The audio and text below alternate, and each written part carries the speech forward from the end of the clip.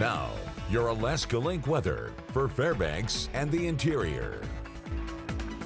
As we continue to work our way into this week, we are now flipping that calendar page over to May, as we are starting off May with little to no snowpack across much of our area and starting to really bring in those spring-like tides with the temperatures. As mentioned earlier, we were talking ice jams are going to start to occur, especially across the Yukon River. So note that if you live near that we are going to keep an eye on those river levels. We didn't have significant snowfall for our inland areas, so the water levels will need to definitely be watched. But there was in some of those mountain ranges, and that's still melting. So feeding into that, and then those ice jams occurring, blocking riverways, that could cause some concern. So we'll continue to keep you updated on alerts happening along the riverways.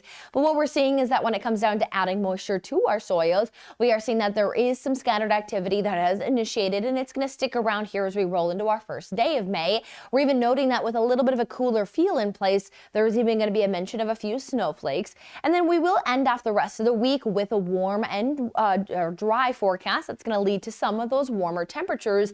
And then as we roll continuously into those warmer conditions, know that we're also going to have some increasing winds. It does develop some Chinook winds helping with that warming, but note that not only do we this time of the year watch those river concerns, but we also watch those fire concerns, as we have a lot of dry brush, dry conditions there after melting, and that can easily catch flame and then spread a wildfire. So we'll keep an eye on both of those variables of fire weather as well as flooding. Note that we don't have drought conditions, but we'll always take the moisture this time of the year to put it into those soils with that snow melt.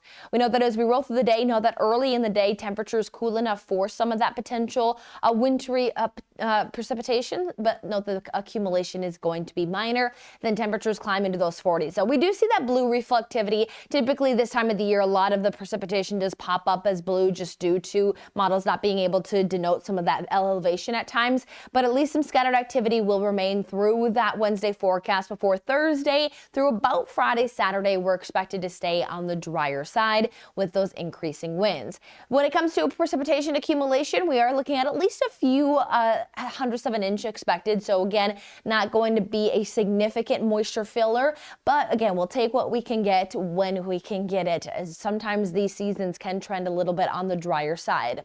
We have 17 hours and 8 minutes of daylight as we're gaining 7 minutes per day. We have 5:13 is our sunrise and 10:22 is our sunset.